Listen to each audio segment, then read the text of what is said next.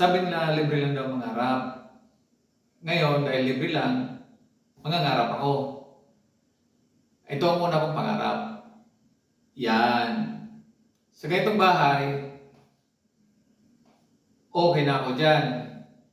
Mayroon lang akong matulugan, mayroon lang akong masilungan pag umulan, okay na sa akin yan.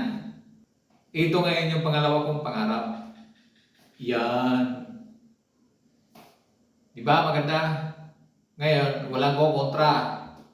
Ang kokontra, pangit.